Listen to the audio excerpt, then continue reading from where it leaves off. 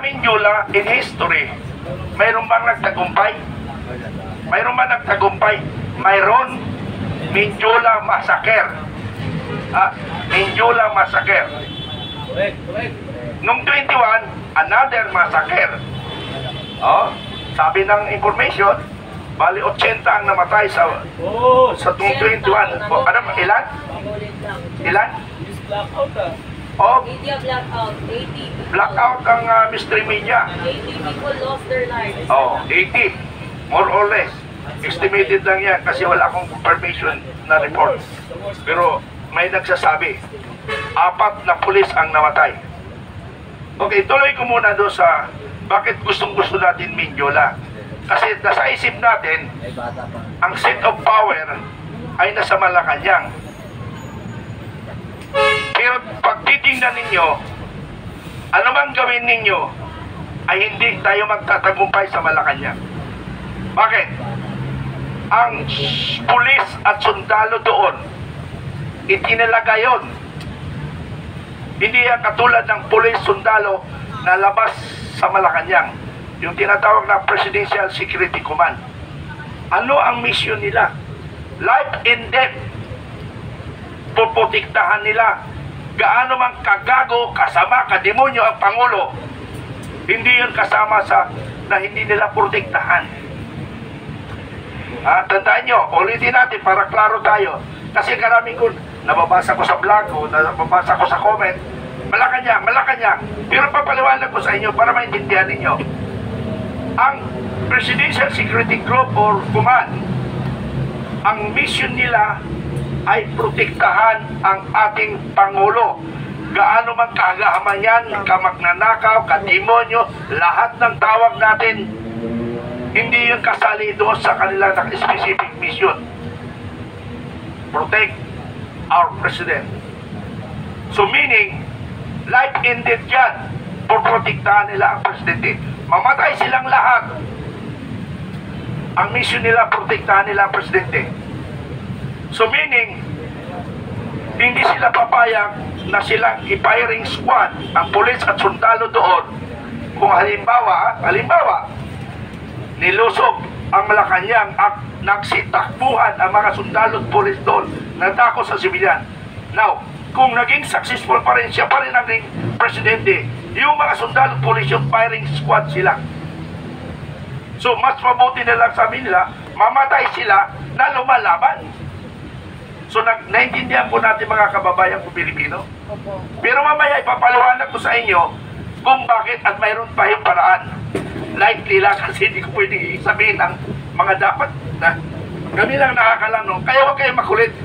Huwag yung tanongin, dapat transparent, dapat ganito. May mga bagay na hindi pwedeng sabihin. Dapat ang nakaalam ng 3 o 2 tao ang nag-iisip, nagkukuman. Hindi pwedeng malaman ng lahat. Tingnan mo yung 21 September. Alam ng lahat, na-counter tayo. Pero mamaya ko sasabihin yun. Mamaya ko sabihin bakit na-counter tayo noong 21. Actually, hindi pa naman natin plano yun eh. Dry run pa lang yun. Sinubukan lang natin kung ano ang mangyayari. Kasi lahat-lahat tayo nag-rally. Okay, so balik tayo sa Malacanang. By all means, ipoprotektahan nila ang presidente.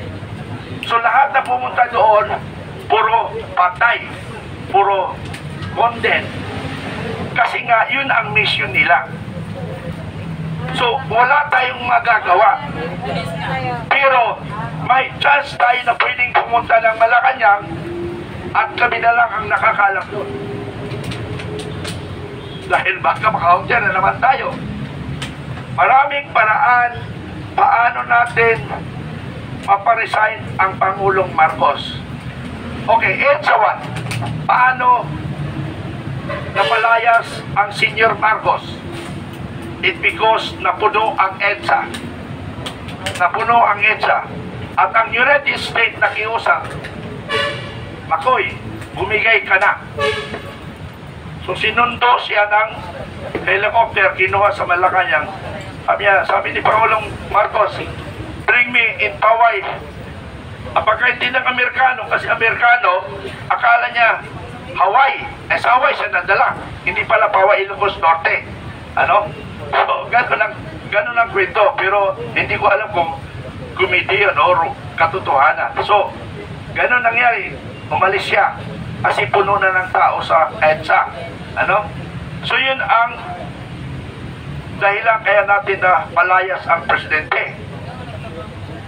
Pero, sa totoo lang mga kaibigan, yung mga iba dito na bata pa kayo, hindi nyo pa alam yan. Kung ang nagrally noong 1986, kung gaano karami sila, i-times 2 o times 3 natin noong September 21. Pero bakit hindi natin nagawa? Dahil na-counter tayo ng demonyo. Ha? Demonyo. Sino yung mga demonyo? Yung elitista, NPA activist. Yun ang nag-counter. Ang tanong ngayon, paano sila nakakilos? Binayaran sila galing Malacanang. Dinaan sa mga elitistang tao o aktivistang NPA. Ang Makabayan Black. Ang Makabayan Black ang nagpatupad ng mga makademonyong plano. Tingnan nyo, ginamit nila ang mga kabataan. Sukurin ang Malacanang at napasubo ang pulis. Yung mga kabataan na yun, wala silang alam.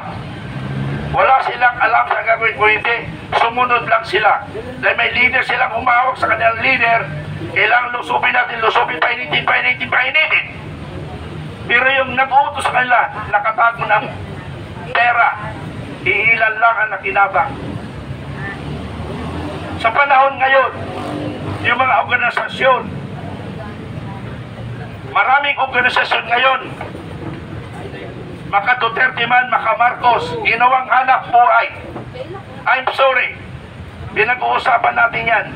Ginawang hanap buhay ang pag-organize.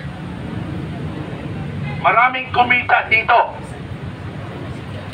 Sinasabi ko ito kasi kasama ako doon sa pinagbibintangan.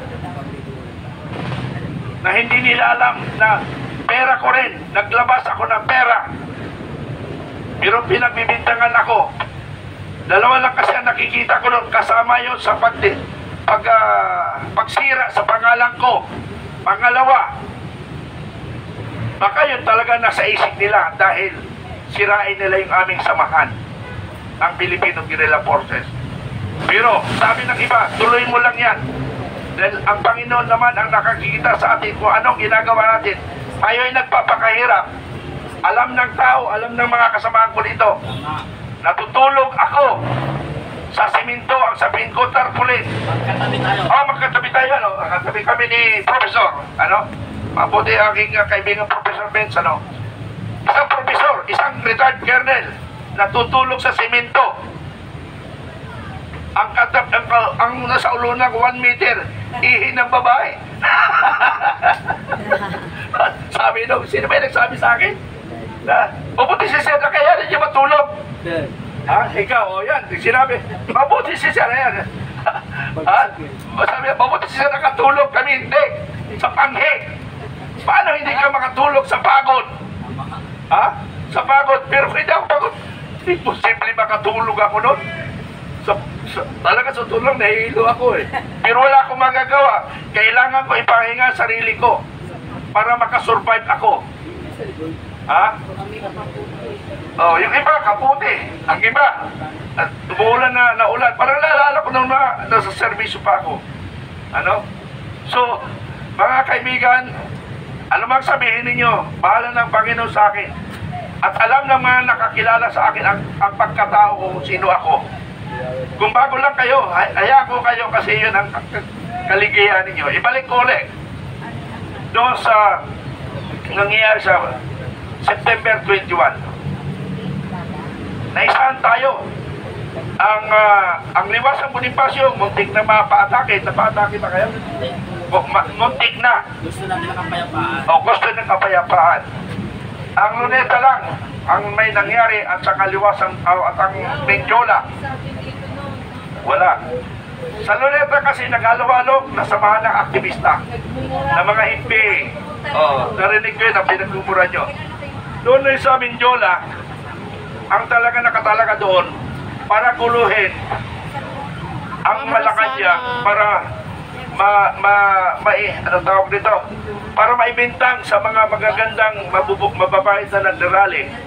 To prove that, nung yung nang ginawa sa Mindiola na nagmassacre, at nangyayari, nakikita sa video, noong November 30, 2024, ganon din, may rally sa Luneta, may rally sa Shrine, nakisabay rin sila, madaha sila, pinagsasaktan ang mga kapulisan.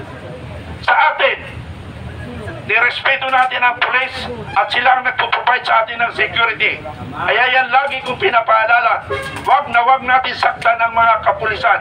Dahil ang pulis, inutusan lang yan ng mga nasa taas, sumusunod lang sila. Kung po pwede nga lang, ayaw nila, pero hindi po pwede.